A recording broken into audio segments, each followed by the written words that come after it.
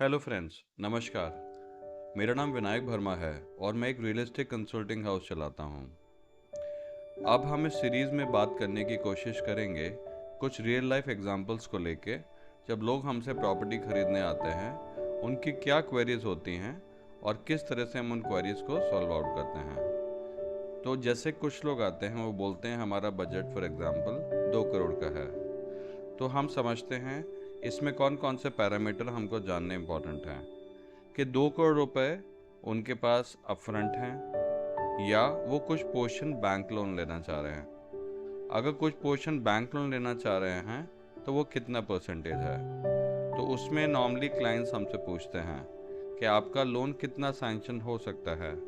तो normally banks जो हैं वो 70 से 75% मैक्सिमम लोन सैंक्शन हो जाता है। यानी अगर प्रॉपर्टी सपोज आपकी एग्जांपल के तौर पे 1 करोड़ की है तो 70-75 लाख का लोन सैंक्शन होता है। प्रॉपर्टी अगर 2 करोड़ का है तो आपका टेंटेटिवली 1.5 करोड़ का लोन सैंक्शन हो जाता है। यानी जो बैलेंस पेमेंट है वो क्लाइंट को अपनी जेब से देना पड़ता है।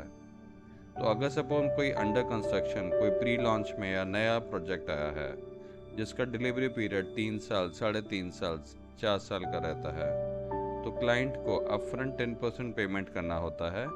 उसके बाद वो लोन स्टार्ट हो जाता है। अब बैलेंस पेमेंट जो भी है, फॉर एग्जांपल 75% लोन सैंक्शन हो गया तो आपका 85 हो गया, 15% जो है वो पोजेशन पे दे देते हैं। अगर अपफ्रंट उन्होंने 15% दिया है तो पोजेशन पे बैलेंस 10% हो जाता है। तो ये एज पर जो भी स्कीम्स होती हैं डेवलपर्स की, उसके अकॉर्डिंगली होता है। तो इसमें कुछ कुछ पॉइंट हमें जानने इम्पोर्टेंट हैं कि जो आपका लोन आप ले रहे हैं वो आप फाइनेंस कैसे कर पाएंगे। फॉर एग्जांपल अगर आपकी जॉब स्टेबल है तो आप कर सकते हैं। अगर आप गवर्नमेंट जॉब में हैं तो आप कर सकते हैं।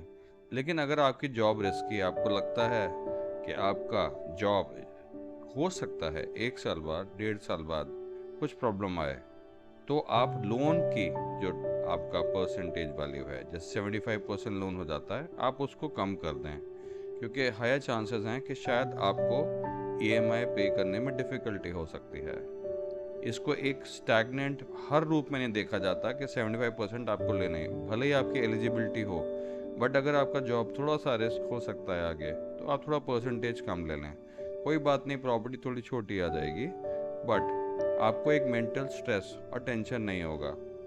लोग तो आजकल इवन प्रॉपर्टी को एक स्पेकुलेशन के वे में ले लेते हैं। बट मैं एक सजेस्ट करूँगा, एक एवरेज मिडिल क्लास जो कि एक अपनी एक प्रॉपर्टी बना रहा है, उसको स्पेकुलेशन पहले तो करना ही नहीं चाहिए, क्योंकि ज़्यादा पैसा नहीं होता, लिमिटेड पैसा होता है। सेकंड, जो आपका लोन है वो भी कम से कम रखें। इफेक्टिवली आप 50-60% लोन रखें, वो एक कंफर्टेबल फिगर होती है। हाँ, आप गवर्नमेंट एम्प्लॉय हैं तो वो लोन अच्छा चल जाएगा। आप किसी प्राइवेट कंपनी में हैं जो कि अच्छी ब्रांड है, आपकी जॉब सिक्योर है, तो आप बिल्कुल ले सकते हैं। एक और पॉइंट इसमें आता है, जो जॉब आप करते हैं उसमें आपका कभी कभी आपको लगता है कि जैसे बोनस भी मिलता है, तो उसको भी फैक्टर इन कर लें, तो उससे आपकी लोन की रीपेमेंट जल्दी हो जाती है। अब बात आती है, लोन आप प्राइवेट सेक्टर बैंक से लें, पब्लिक सेक्टर बैंक से लें, ये आपकी अपनी चॉइस है। एसबीआई अच्छा ब्रांड है in terms of public sector bank, PNB is fine. Private bank के अंदर आप एचडीएफसी जा सकते हैं, आईसीआईसीआई बैंक जा सकते हैं, ये आपकी अपनी चॉइस है। अब जब आप प्रॉपर्टी कभी भी फाइनलाइज करते हैं और आपको लगता है कि मैं ये प्रॉपर्टी पर्टिकुलर ले रहा हूँ, तो इसके अंदर आप पहले से ही सारी कैलकुलेशन शुरू में कर लें। ऐसा ना हो कि प्रॉपर्टी में आपने बुकिंग अमाउंट दे दिया, फिर उसके बाद में आपको नहीं कोई चीज़ समझ में आ रही है, फिर आप बुकिंग अमाउंट वापस लेने के लिए अपना 1-2 महीना वेस्ट कर रहे हैं। क्योंकि जो अभी प्रॉपर्टी का जिस तरह से टाइम पीरियड चल रहा है, प्रॉपर्टी के प्राइस धीरे धीरे बढ़ रहे हैं। बट ऑफ कोर्स प्रॉपर्टी अभी अच्छी प्राइमरी ट्रेंड पे चल रहा है, सेकेंडरी मूवमेंट्स रहती हैं। बट अगर सपोज आपका गैप हो गया, आपने let's say 10% of the amount पे कर दिया या 5% पे कर दिया, बुकिंग अमाउंट पे छोटा आपने पैसा दे दिया, आप उसका रिफंड लेने के चक्कर में दूसरी प्रॉपर्टी में एंटर नहीं कर पाते, तो इसका पूरा ध्यान दें। एक और पॉइंट क्या होता है, जब आप अपना लोन लें तो एलिजिबिलिटी कभी कभी क्या होता है, आप पहले से प्री चेक करा सकते हैं, तो इसको प्री अप्रूव्ड लोन्स बोलते हैं।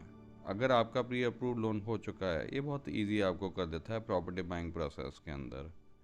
तो कोशिश करें कि आपका प्री अप्रूवल भी हो जाए और उसके बाद आप प्रॉपर्टी का सर्च चालू करें। एक और इम्पॉर्टेंट पॉइंट होता है, जब आप इन्वेस्टमेंट कर रहे हैं तो बहुत बार प्रॉपर्टी चेक वैल्यू कुछ कैश वैल्यू भी हो सकती है, जिसको हम डेल्टा बोलते हैं। तो इसको भी आपको फैक्टर करना होता है। आप प्रॉपर्टी में जब कभी भी आप ख़रीदते हैं तो इसमें कुछ गवर्नमेंट टैक्सेस भी होते हैं, जैसे जीएसटी होता है, इसको भी आप फैक्टर इन करें। मोटा मोटा क्या है, जब भी आप कोई इन्वेस्टमेंट करें उसके पहले आप ध्यान से समझ लें सारे फैक्टर्स कौन से हैं और उसके अकॉर्डिंगली इन्वेस्ट करें। क्योंकि प्रॉपर्टी इन्वेस्टमेंट करने के बाद में अगर आप उसको कैंसिल करते हैं तो आपका फोरफीचर अमाउंट चला जाता है। प्रॉपर्टी फोरफीट हो सकती है या मोटा आपका अर्नेस्ट मनी डिडक्ट हो सकता है, which ranges from 10 to 20% of property value.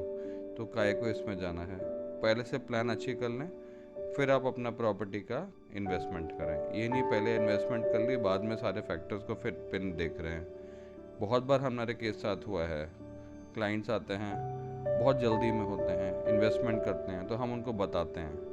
हमारे सामने इतने केसेस हुए हैं जो हमने सुना है, जब क्लाइंट्स फंसे हुए हैं, कभी किसी का लोन सैंक्शन नहीं हो रहा है, किसी के केस में उनके पास चेक वैल्यू कम पड़ रही है, वो उतना ही पैसा नहीं दे पा रहे कि बैंक लोन स्टार्ट भी हो पाए। तो ये सारे फैक्टर पहले से देखने होते हैं। कुछ लोग इवन कॉम्प्रोमाइज़ कर जाते हैं। कॉम्प्रोमाइज़ कैसे, कि प्रॉपर्टी अब उनको लगता है कि नहीं हो पा रहा है तो वो ब्रांड से कॉम्प्रोमाइज़ कर जाते हैं। ये मैं कभी सजेस्ट नहीं करूँगा। आप टॉप ब्रांड लें, अच्छी ब्रांड लें, आपका पैसा हार्ड अर्न्ड है। एक ऐसी कोई ब्रांड ले लें जो नई है, या नई भी ना हो, ऐसी ब्रांड है जो कि रेपुटेड नहीं है, उसके प्रॉब्लम्स ऑलरेडी हिस्टोरिकली चल रही हैं कुछ प्रोजेक्ट्स के अंदर, वो आपको सस्ता मिल रहा है तो आप वो वहाँ इन्वेस्टमेंट कर देते हैं, बिल्कुल गलत है। इन्वेस्ट एक बार की जाती है।